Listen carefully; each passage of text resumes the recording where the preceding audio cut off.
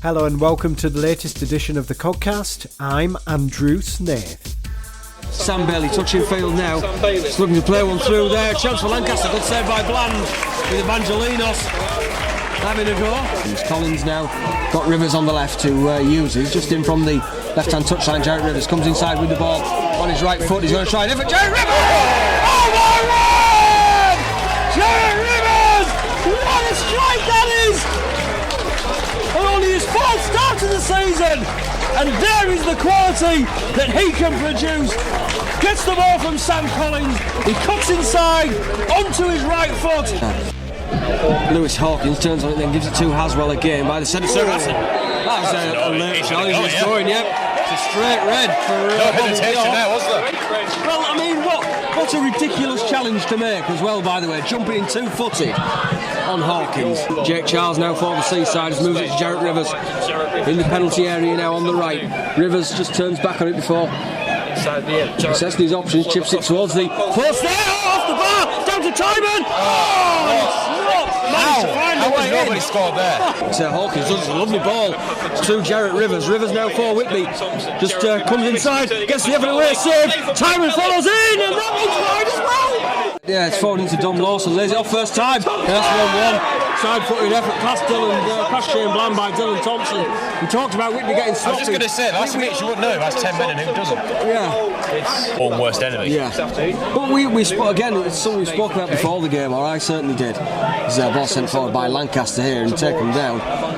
So, oh my God, that is a comical own goal. It's bounced off the head of a Whitby man and over Shane Bland. That's as comical an own goal as you'll see. Chance for Lancaster moving forward. It's into the penalty area. Evangelinos 3-1 just to kill it off.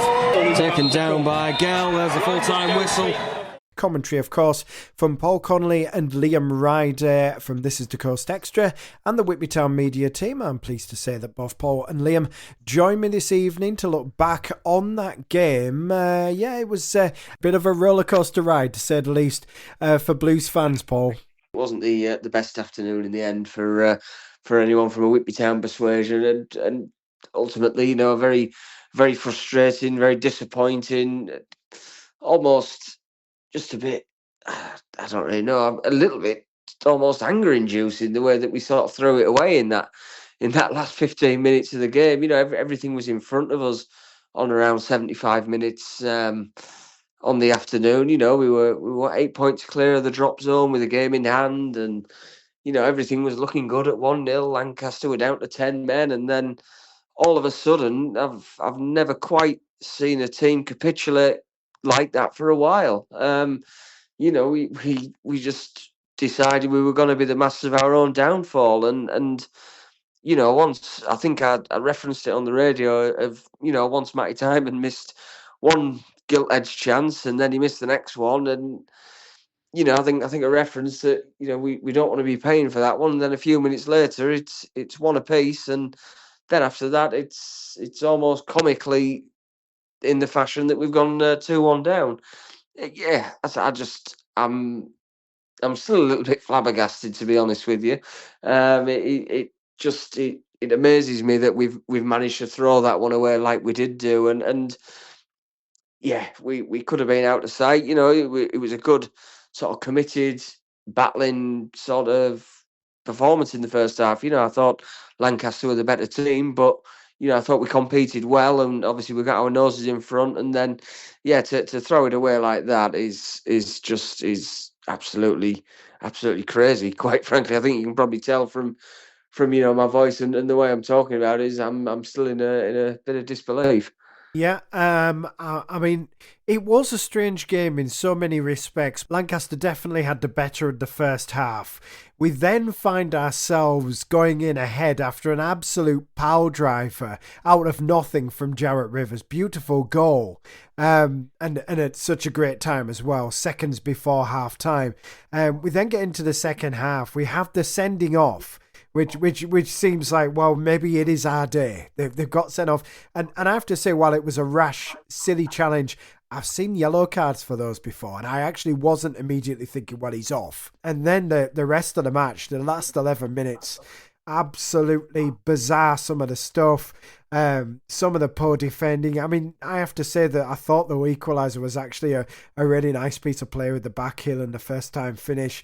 The second was, for me, an almighty fluke.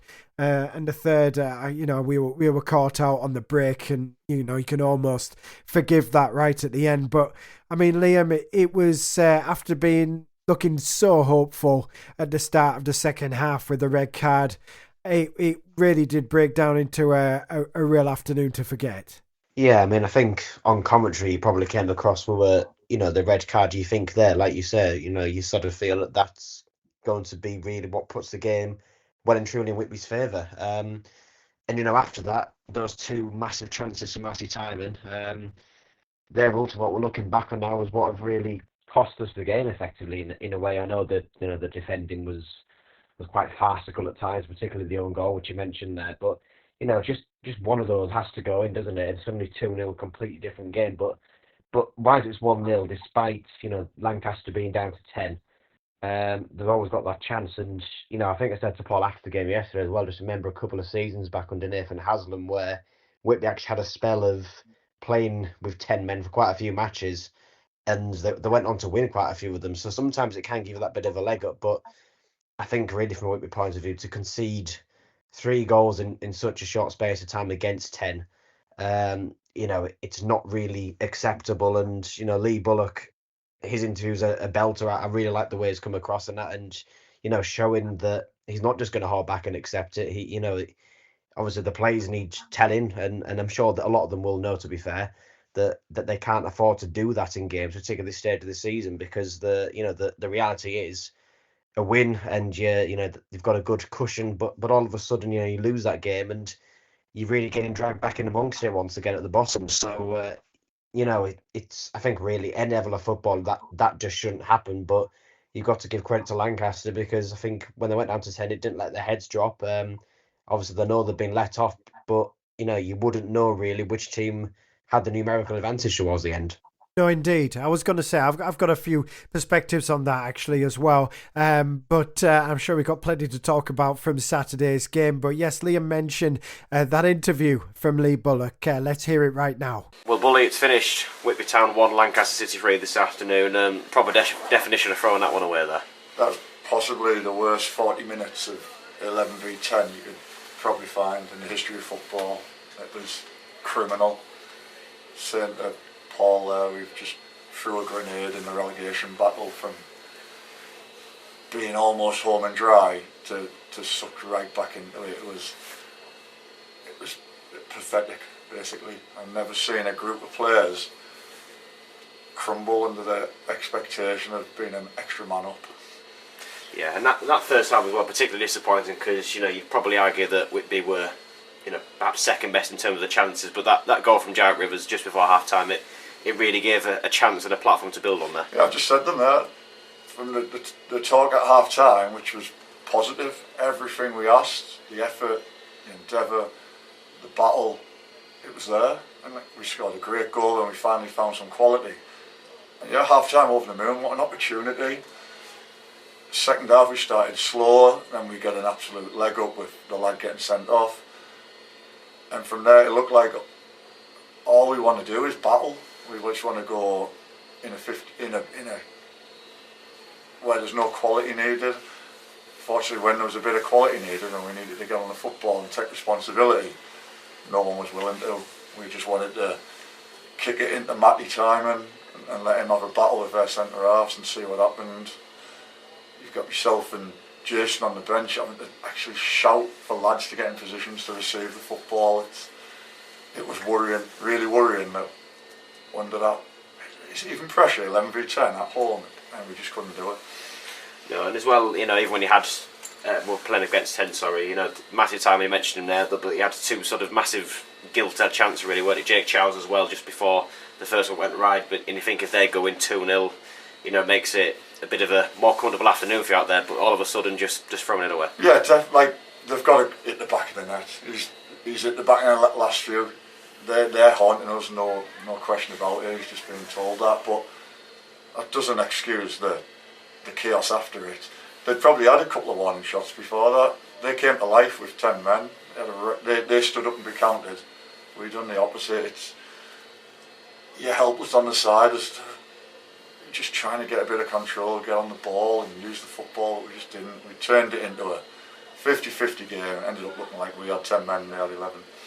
Yeah, and then really as well the timings of the goal as well. It did take until the 79th minute for that first, which again came from a bit of slack play at the back and getting in. But I think the second goal really just epitomised it, because that was absolutely farcical. Yeah, the first it looks like we haven't tracked runners, 11 v 10, and we've let a runner go. So again, it's difficult to say because I haven't seen it again. But if we're letting runners go 11 v 10, it's not acceptable. Full stop. The second, it's just you've conceded. Get your heads cleared. They've just roughed us up a bit, and what have we done? Kicked it straight at one of our players and looped over Shane, like schoolboy stuff. If that had happened in my little one's game this morning, you'd be like, what's going on there? Yeah, and I think really that is concerning, because you sort of look at the goals that are scored. It's a very rare sort of goal, and it typically seems to affect teams. Like we say, they're really in those battles at the end of the table. Yeah, that happens when we brought it on ourselves, didn't we? If we took charge of the game and we were confident and we were playing, them don't come at all. But we done the opposite. We just lost all confidence, all ability to want to take the ball, and we started making shocking decisions, and it culminates in like a comedy of errors. And there's not much more I can say on it. It's like it was so bad. It's laughable. Yeah, and then you look at the third goal as well. On the break, but even still, it wasn't exactly like Whitby sort of had loads of chances and loads of bodies committed forward. Again, probably far too open from your point of view. No, the body language went. There's just disappointment all over, and the third. Well, I think we had 2 chances to clear it as well, and we didn't. And a good through ball, and the lads smashed it all. Good finish, but it's the first 2 that really hurt me. The third is last minute, and the game's dead and buried. It's the fact that the way we lost any kind of control at 1-0 up, 11 v 10 is basically. I'm gonna have to watch it again because I can't get my head around what's going on there. Yeah. And I mean, everyone obviously can see with the table how tight it is there. But I think what sums up this afternoon really, at half time 1-0 up, it was I think 9 points, or 8 or 9 points, sorry, clear of the bottom 3, and all of a sudden after that you find yourselves 5, so a bit of a backward step as well. Yeah, that's the first, because they've got themselves in there. They've done so well. They've got themselves into such a good position over the last few weeks. Done well there first half, and then it's just unravelled in half an hour of madness and not wanting to take responsibility. Tuesday night, they can't even consider putting a performance like that last half an hour in. We've got to be men, all of us, turn up and do it right, and I expect a big reaction. I expect a team that is desperate to keep the ball out of the net, a team that's willing to get shots off like they did. That's what football at this level is, and unfortunately today, second half, it wasn't there.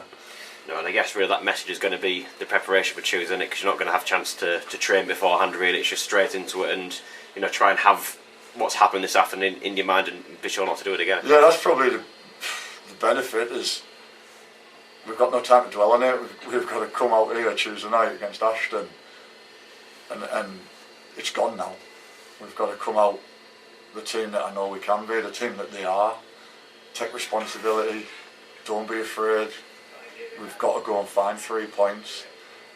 Now if we don't, in fact no, we won't even go there, we have got to go out and get 3 points. That's Lee Bullock speaking to Liam after Saturday's game. No punches pulled from Bully there. There needs to be a reaction from the side on Tuesday. Yeah, there's no 2 ways about that, is there? I think there's plenty of talking that's been done and will be done over the next day or 2. But ultimately, the game's coming thick and fast, and we need to put it to bed and put it out of our minds and change the discourse now. That's the thing that we need to go towards, is get it out of the system and react to it properly. Go out there and show what we are about. Be strong, be men.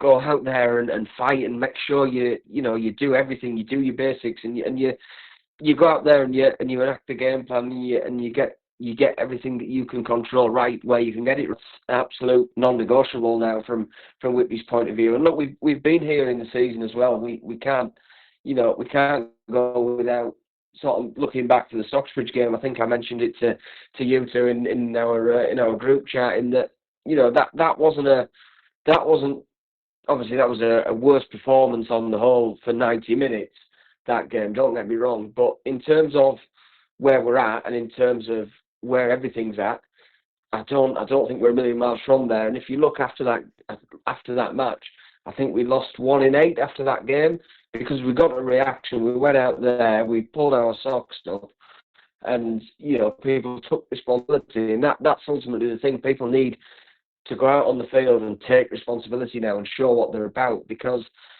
any more games like that where we're going to chuck it away from a winning position, we're going to find ourselves very quickly looking at the bottom 3 as a very real prospect.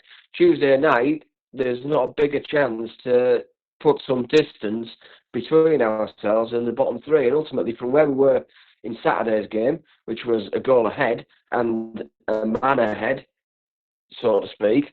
I believe that I mentioned we were 8 points. We were counting if we'd have got something Tuesday to be at least 9 points clear. Now it's 5 points. We can make it 8 points, and ultimately people have to stand up and be counted and make sure that they go out and do the job and make sure it is 8 points and put that to bed on Saturday, because the last thing we need is Saturday to be in the minds, a capitulation like that, and then go out and not get something against Ashton, or not put in the performance against Ashton, because then it's not just us talking about it, it's everybody watching the games talking about it, which they will be to a degree. But if those patterns start to emerge in the negative sense, then you're in real trouble, and there's not much time to fix it if we do end up in that real trouble. So yeah, ultimately we've got to now be in a position where everybody, and that's everybody within the club needs to realise that this is the situation that we're in, and we all pull together and we all, do whatever we can to get out of it, as supporters, as volunteers, as players, as management, and as committee, everything. It's all about everybody pulling together on and off the field and just giving the lads the support, getting behind them, and ultimately, working together, and the players now backing them to get that reaction, because that's desperately what's needed from Tuesday night. And it's, again, look, a win makes that table look a whole lot healthier. A defeat, it shows us where we're at, and it confirms that we've got some fighting to do over the 7 games following it. Yeah, I can't argue with any of that. I'm just going to present a couple of alternative perspectives on Saturday's game. First of all, Liam did mention this actually. The way Lancaster reacted when they went down to 10 men, it was, even before they equalised, it did feel a little bit like they had the 11th man and we had the 10 men, especially after we'd missed those really, really gilt-edged chances. And I wonder if that's when the doubt started to creep into Whitby minds. Maybe this isn't done yet. We're not done here. We might get caught out here. I got worried every time the ball went backwards towards Shane. It felt like it was going backwards towards the defence and the keeper a lot during that game.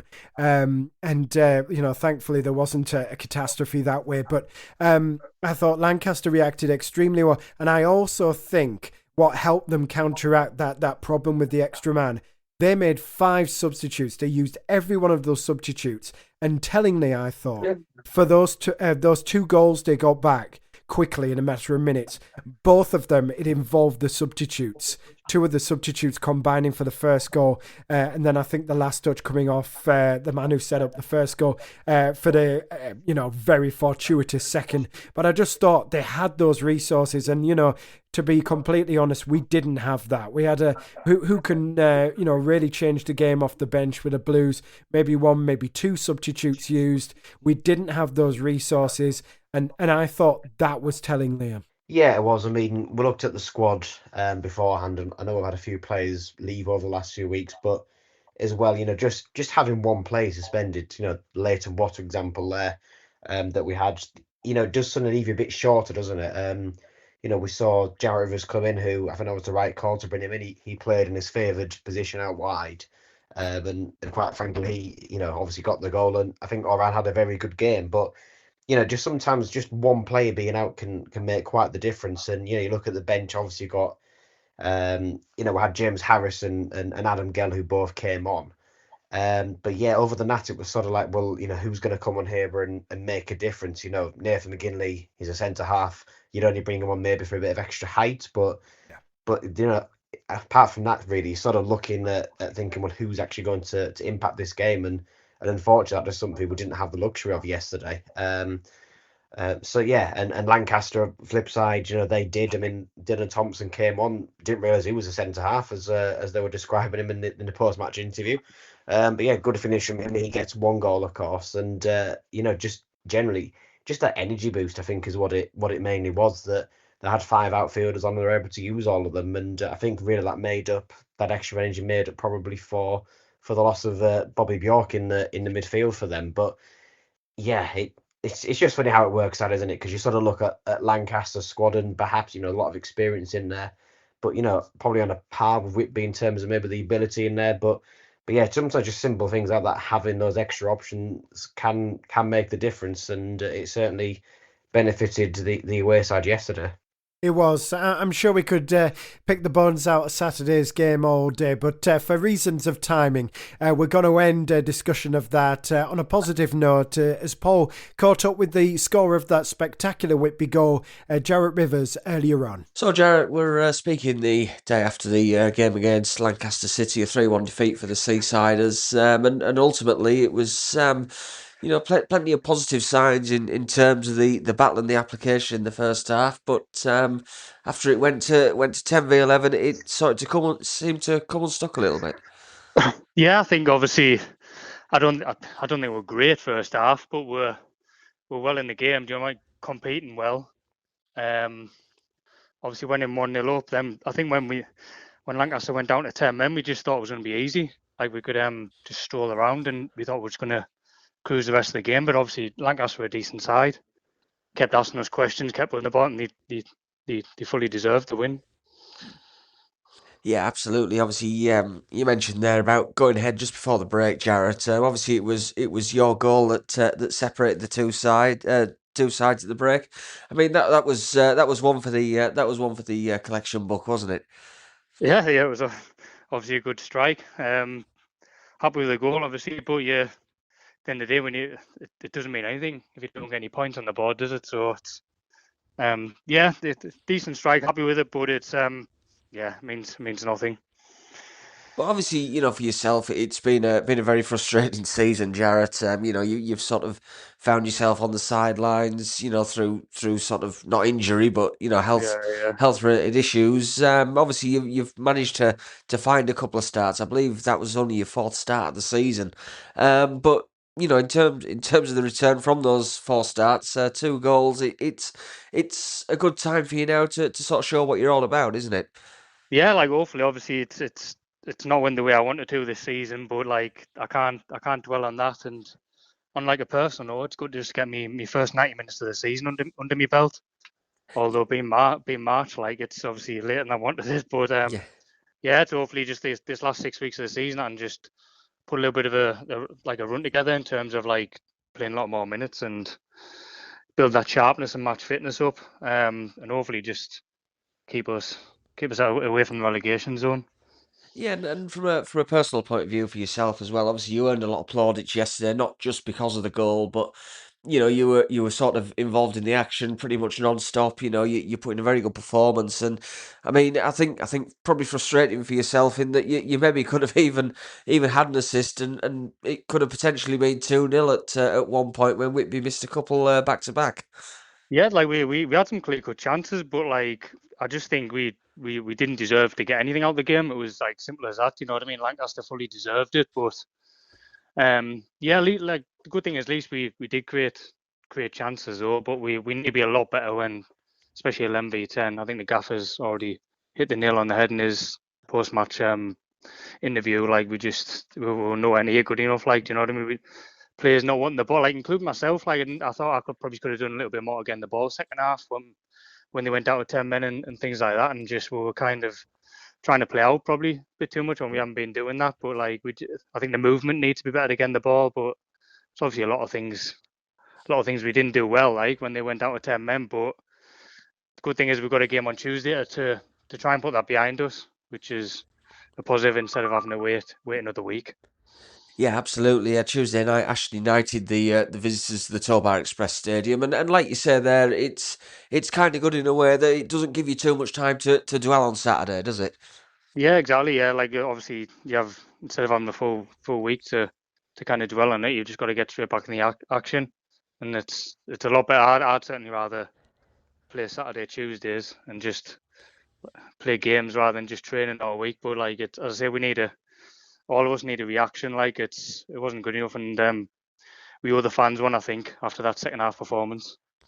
Yeah, but obviously as well, you can look back on the game earlier in the season with Ashton United, and there's plenty to take from that fixture, which was very very good and emphatic 4-1 win, sorry, at Hurst Cross. So there is the signs there that Whitby can go out and do a job on Tuesday.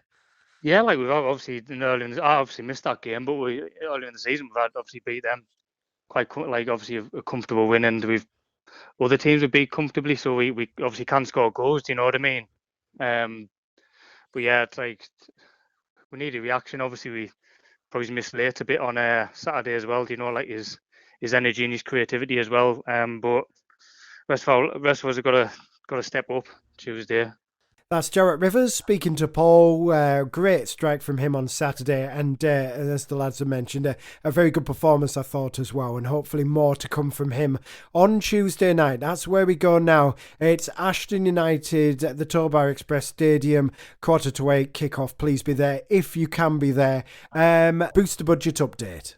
Yes, of course. So as I've mentioned a few times now, only a few weeks left before we can actually make any acquisitions. Perhaps after yesterday's showing and the lack of options from the bench, maybe that's going to have to be utilised the next few weeks, but we'll see. But yeah, if it's not going to be utilised this month, it'll really sort of build towards the 26-27 season, really. So if you are to spare anything, just head to the Whitby Town website, whitbytownfc.com, click on Booster Budget at the top if you're on your desktop, or it'll be near the bottom on your mobile just to confuse things. Or you can just go to the shop tab, and there's a section there which you call Booster Budget, where you can click on and set up a direct debit standing order of a set amount a month of your choosing. Or if you just want to make a one-off donation, just get in touch with us and we can put you in the right direction. But yeah, hopefully we may be able to utilise it next few weeks. But if not, certainly it'll help building towards that squad for next season, because it kind of feels like it could be a bit of a busy summer. Yeah, I was going to say maybe the difference between whether it's the MPL Premier or the MPL 1 East. There you go for 2026-27, if that's not too dramatic. I just want to end things, Paul. I know the club have been appealing for more people to get involved, more volunteers to come forward to help with the running of the club. Yeah, it's one of those, isn't it? We've got a very good team of volunteers and around the football club. There's a lot of people who do a lot of fantastic work from the top of the club right down. It's there's great people involved, but we could always do with a body or two more. There's a lot of stretching people a bit too thin quite a lot of the time, and it does affect people, and it affects the club as well. So ultimately, yeah, it'd be good to try and get a couple more bodies involved with the football club, if they can just help out and give maybe a couple of hours a week just helping out, doing odd jobs here and there. We'd be more than grateful for the support, and you'd always be looked after by the football club as well. Fantastic, absolutely. Well worth getting involved if you can. And just a reminder once again, Tuesday night it's Ashton United at the Toll Bar Express Stadium at 7:45pm kickoff. Do try and get down there if you really can't. We do have live commentary with Paul, Liam and the rest of the media team on This Is the Coast Extra from around that time as well. Thank you to Liam Ryder, Paul Connolly, Lee Bullock and Jarrett Rivers, and to you for listening. We'll be back on Wednesday to look back on Tuesday's match against Ashton and ahead to an away trip on Saturday. But until then, it's bye for now.